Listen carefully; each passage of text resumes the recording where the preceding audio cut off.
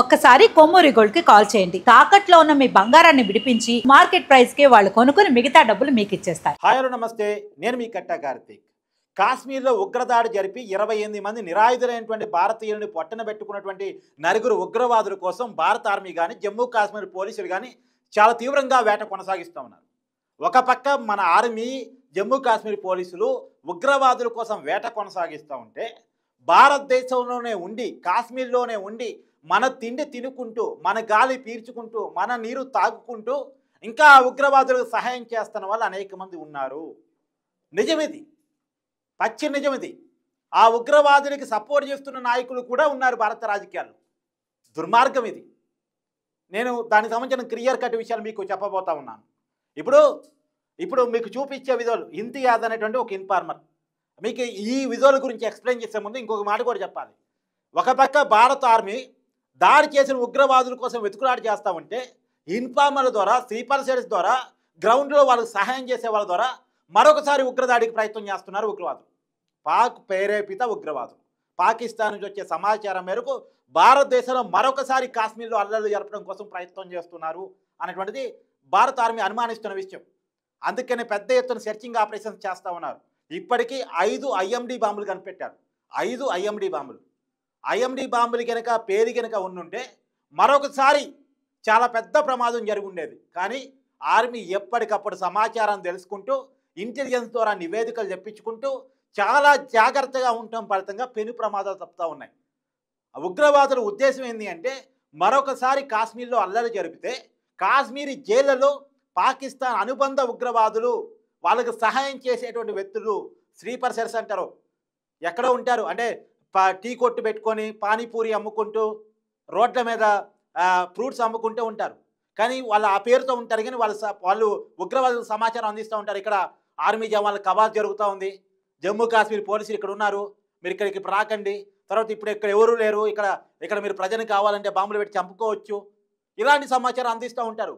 మనం చూసాం కదా పహల్గామ్ ఇష్యూలో కూడా అక్కడ ఇది పర్యాటక ప్లేస్లో ఉన్నటువంటి కొంతమంది సహకరించారు అనేటువంటి విషయం ఇప్పటికే కొంత ఐడెంటిఫికేషన్ అవుతుంది కదా. అక్కడ ఉగ్రవాదులకు అక్కడే ఉన్నటువంటి కొద్దిమంది టూరిస్ట్ గైడ్ సాయం చేశాడని, లేదు అక్కడ ఒక నిర్వాహకుడు సహాయం చేశాడని, ఇవన్నీ వార్తలు వింటున్నాం కదా. అట్లాంటి వాళ్ళు అనేక మంది ఉన్నారు. అందులో ఈ ఇంతియాజ్ ఒకడు. ఇంతియాజ్ ఎవడు? ఇతను దాక్కున్న అంటే ఆ నలుగురు ఎవరైతే ఉగ్రవాదులు ఉన్నారో వాళ్ళు ఇప్పుడు కాశ్మీరీ సరిహద్దు అడవుల్లో దాక్కుని ఉన్నారంట కదా. అడవి దట్టమైగా ఉండటం ఫలితంగా, ఎత్తైన పర్వత ప్రాంతం కావటం ఫలితంగా వాళ్ళని ఐడెంటిఫికేషన్ చేయడం అనేటువంటి మన ఆర్మీకి చాలా కష్టసాధ్యమైంది. రెండోది, ఆ టెర్రరిస్టులకి అడవి ప్రాంతం అనేది పెట్టింది పేరంటే వాళ్ళకి ఏది ఎక్కడ ఎలా ఉంటుందో తెలుసు అంటే వాళ్ళకి మొత్తం అడవి గురించి పెద్ద ఐడియా ఉంది టెర్రరిస్టులకి. సో వాళ్ళు ప్రధానంగా అడవుల్లో దాక్కుని ఉన్నారు అనేటువంటిది ఇప్పుడు సెర్చింగ్ ఆపరేషన్ కొనసాగుతూ ఉంది. అయితే వాళ్ళకి ఫుడ్, ఔషధాలు అన్నీ కూడా ఇలాంటి ఇంతియాజ్ లాంటి వాళ్ళు అందిస్తూ ఉన్నారు. ఇలా ఆర్మీ అధికారులు ఇంతియాజ్ను గుర్తించి పట్టుకొని అరెస్ట్ చేసింది. అరెస్ట్ చేస్తే తెలివిగా, అవును నేను ఉగ్రవాదులకి నివాసం ఇచ్చాను, వాళ్ళకి ఆహారం అందిస్తూ ఉన్నాను, వాళ్ళు ఎక్కడున్నారో సమాచారం మీకు చెప్తాను, మీకు ఇన్ఫార్మర్గా మారుతాను అని చెప్పేసి ఇతను చెప్పాడు. భారత ఆర్మీకి చెప్పాడు. భారత ఆర్మీ ఇతని మాటను నమ్మింది. సరే ఉగ్రవాదులు ఎక్కడున్నారో చూపించని చెప్పేసి ఇతను తీసుకెళ్ళింది. అయితే అదే క్రమంలో ఇతన్ని ఖైడీగా, నిందితుడిగా చూడలే, మనకు సహాయం చేస్తున్న వ్యక్తిగా చూసింది. దాన్ని అడ్వాంటేజ్గా తీసుకున్న ఇతను భారత ఆర్మీ కళ్ళు కప్పేసి, జమ్మూ కాశ్మీర్ పోలీసులు కళ్ళు కప్పేసి, ఈ బేష్ అనేటువంటి నది, ఈ ఏదైతే అడవి ప్రాంతం ఉగ్రవాదులు ఉన్నారని భావిస్తున్నారో ఆ పరివాహక ప్రాంతంలో, ఆ సరిహద్దు ప్రాంతంలో ఉన్నటువంటి ఈ బేష్ నదిలోకి దూకి తప్పించుకునే ప్రయత్నం చేశాడు. తప్పించుకోవాలని చూశాడు. భారత ఆర్మీ నుంచి భారత ఆర్మీ తను పట్టుకుంది. ఉగ్రవాదులు ఎక్కడున్నా నాకు తెలిసి నేను చూపిస్తానని చెప్పి వాళ్ళని తీసుకెళ్ళి ఆ నది దగ్గర పోగానే వాళ్ళ కళ్ళు కప్పి ఆ నదిలో దూకాడు. ఎందుకు? ఆర్మీ చేతుల నుంచి వెళ్ళాలి, ఉగ్రవాదులను చూపించకూడదు, ఉగ్రవాదుని రక్షించాలి. ఉగ్రవాదుని రక్షించడం కోసం తన ప్రాణాన్ని రిస్క్ చేయడానికి కూడా ఇష్టపడ్డాడు ఇంతియాజ్ అనే వ్యక్తి. నదిలో దూకి పారిపోదానికి ప్రయత్నం చేశాడు. కానీ ప్రకృతి వదిలిపెట్టదు. ప్రకృతి ఇలాంటి ఉగ్రవాదులను వదిలిపెట్టదు. నది చంపేసింది, ముంచేసింది. నది ముంచేసి చంపేసింది. ఇప్పుడు ఆ వీడియో పెద్ద ఎత్తున వైరల్ అవుతుంది సోషల్ మీడియాలో. ఇప్పుడు ఇంతియాజ్ ఎవడు?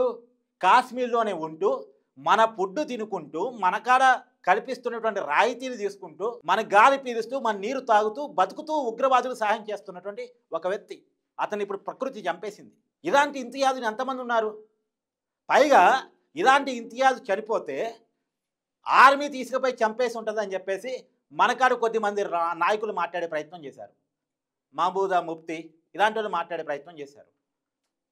చివరికి ఇక్కడ సీసీ కెమెరా ఫుటేజ్ ఉండటం ఫలితంగా వాస్తవాలు బయటకు రావడం ఫలితంగా ఆర్మీ వాస్తవాలు బయట చూపించింది. మేము చంపలేదు, అతనే దూకి చనిపోయాడు అన్న విషయాన్ని.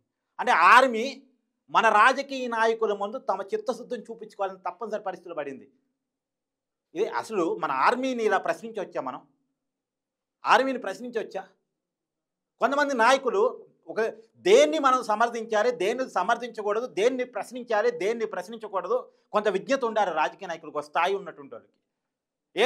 ఇప్పుడు ఇతను ఇంతియాజ్ చనిపోతే ఇంత బాధ అనిపించిందే ఆ మహబూదా ముఫ్తీ గారికి. చనిపోయినటువంటి 28 మంది భారతీయ నిరాయుధులు కనపడలేదా? 28 మంది కాశ్మీర్ యాత్రికమైనటువంటి యాత్రికులు ఏం తప్పు చేశారు పాపం? వాళ్ళు అన్యాయం కాబట్టారు కదా. భార్య కళ్ళ ముందు భర్త చనిపోయాడు, కూతురి కళ్ళ ముందు తండ్రి చనిపోయాడు. మతం అడిగి ప్రైవేట్ పార్టీ చెక్ చేసి చంపేశారు. ఇంత దారుణం జరిగితే ఈ దారుణం కంటే ఇంతియాజ్ ప్రాణం పోవటం అనేది వాళ్ళ కళ్ళకి కనపడుతుందా? సరే, ఏదేమైనా వాస్తవాలు బయటకు వచ్చి అతనే దూకి చనిపోయాడు అన్న విషయం బయటకు వచ్చింది. అయితే ఇప్పటికీ ఇలాంటి వాళ్ళు అనేక మంది ఉన్నారు. ఇలాంటి వాళ్ళు పెరగటానికి కారణం పరదాన్ని అనుమానించే తత్వం కావడం కూడా కారణం. ఆర్మీకి కనుక వదిలేస్తే ఇలాంటి వాళ్ళు అందరినీ ఏరి పడేస్తారు. ఇప్పటికే మోడీ గారు ఫుల్ రైట్స్ ఇచ్చారు భారత ఆర్మీకి, అందుకనే కొంత సాధ్యం అవుతుంది. ఇలాంటి వాళ్ళందరినీ కూడా ఐడెంటిఫికేషన్ చేస్తూ ఉన్నారు. ఇప్పటికే వాళ్ళు మళ్ళీ ఉగ్రదాడులు చేద్దామని అనుకున్నాం, కానీ వాళ్ళ ప్రతి ప్లాన్ని కూడా మన ఆర్మీ ఫెయిల్ చేస్తూ ఉంది. వాళ్ళ ప్లాన్ని కనిపెడతా ఉంది, వాళ్ళు ఫెయిల్ చేస్తూ ఉంది. వాళ్ళకు ఉన్నటువంటి నివాసాలన్నీ కూడా పేరు చేస్తూ ఉంది. వాళ్ళకి సంబంధించిన బాంబులన్నీ స్వాధీనం చేసుకుంటా ఉంది. వాళ్ళకి సంబంధించిన ఆయుధాలన్నీ స్వాధీనం చేసుకుంటా ఉంది. వాళ్ళని ఎట్టి పరిస్థితుల్లో పట్టుకొని ఖచ్చితంగా బుద్ధి చెప్పాలనేటువంటి కృతనిశ్చయంతోనే భారత ఆర్మీ ఉంది. ఒక పక్క పాకిస్తాన్ సరిహద్దులో టెన్షన్ పెడతా ఉంది, దాన్ని భారత ఆర్మీ గట్టిగా ఎదుర్కొంటుంది. ఇంకో పక్క ఉగ్రవాదుల కోసం వేట కొనసాగిస్తూ ఉంది. ఇంకో పక్కన ఉగ్రవాదులు చేస్తున్న ఇతర ప్లాన్లకు కూడా కౌంటర్ చేస్తూ ఉంది, కనిపెట్టి జాగ్రత్తలు పడతా ఉంది. అది ఉగ్రవాదుల ప్లాన్ ఏంటంటే కాశ్మీరీ జైలులో చాలామంది ఈ ఉగ్రవాదులకు ఇన్ఫార్మర్లు, గ్రౌండ్లో పనిచేసే వాళ్ళు, స్లీపర్ సెల్స్ ఉన్నారట, జైలులో ఉన్నారట. ఆ జైలులో ఉన్న నిడిపించుకుంటే మనకి ఈ టైంలో బాగా పనికి వస్తారు అని ప్లాను. ఈ బాంబులు పెట్టి పేరు చేస్తే ఈ జవాన్లు కానీ లోకల్ పోలీసు కానీ మొత్తం ఇక్కడ ఉన్న ప్రజలు సహాయం చేయడం మీద పడతారు. మీడియా దృష్టి కూడా ఇక్కడ బాంబు పేర్ల మీద పడుతుంది. ఆ టైంలో కాశ్మీరీ జైలు మీద దాడి చేసి అక్కడ ఉన్నటువంటి వాళ్ళని ఇడిపించుకొని పోదాం మన వాళ్ళని చెప్పేసి వాళ్ళు ప్లాన్ చేశారు. కానీ దాన్ని భగ్నం చేశారు మన ఆర్మీ కానీ జమ్మూ కాశ్మీర్ పోలీసులు కానీ. వాళ్ళని మనం అభినందించి తీరాలి. అయితే ఇదే క్రమంలో వాళ్ళకి ఎట్టి పరిస్థితుల్లో వాళ్ళని అనుమానించే ప్రయత్నం కానీ వాళ్ళకి వ్యతిరేకంగా మాట్లాడే ప్రయత్నం కానీ మనం చేయకూడదు అనేటువంటిది భారతదేశంలో ప్రతి రాజకీయ నాయకుడు నేర్చుకోవాల్సినటువంటి అంశం. అలా ఎవరైనా మాట్లాడుతున్నారంటే అలాంటి వాళ్ళందరినీ కూడా భారతీయ సమాజం వెలివేయాలి. మనం ఇప్పుడు వన్ సైడ్గా మన ఆర్మీకి సపోర్ట్ చేయాల్సిన ప్రత్యేకమైనటువంటి పరిస్థితిలో మనం ఉన్నాం. మన రక్షణ కోసం, మన అవసరాల కోసం వాళ్ళ ప్రాణాలు తెగించి మనకు రక్షణ కల్పిస్తున్నారు. వాళ్ళ ప్రాణాలు తెగించి మనకు రక్షణ కల్పిస్తున్నారు. ఇవాళ పాకిస్తాన్ ఉగ్ర రూపానికి బుద్ధి చెప్తున్నారు. ఇవాళ పాకిస్తాన్ ఏం చేయాలో తెలవని పరిస్థితిలో పడింది. ఒకే భారత ఆర్మీ సిద్ధమై ఉంది. యుద్ధం చేస్తే పాకిస్తాన్ వారం కూడా మిగిలే పరిస్థితి లేదు. ఇంకైపు మోడీ దెబ్బ మీద దెబ్బ కొడుతూ ఉన్న దోచి పరంగా, వాణిజ్య పరంగా ఇవాళ పాకిస్తాన్ చాలా ఇబ్బందులు కూరుకొని పోయింది. భారత ఆర్మీ అంటే ఒక రకంగా పోసుకుంటుంది. అలాంటి పరిస్థితుల్లో పాకిస్తాన్ ఇవాళ ఉంది. సరే, ఏది ఏమైనా ఇంతియాజు కాకపోతే మనం వీళ్ళ పట్ల జాగ్రత్తగా ఉండాలి. భారతదేశంలో ఉండి కూడా ఇంకా పాకిస్తాన్ కోసం మన దేశస్తులు చనిపోయి ఇంత దారుణం చేసిన తర్వాత కూడా ఇంకా అలాంటి ఉగ్రవాదులకి అన్నాలు సహాయం చేసేవాళ్ళు, వాటర్ సహాయం చేసేవాళ్ళు, ఇలాంటి వాళ్ళ పట్ల చాలా జాగ్రత్తగా ఉండాల్సినటువంటి అవసరం ఉంది అనేటువంటిది నా అభిప్రాయం.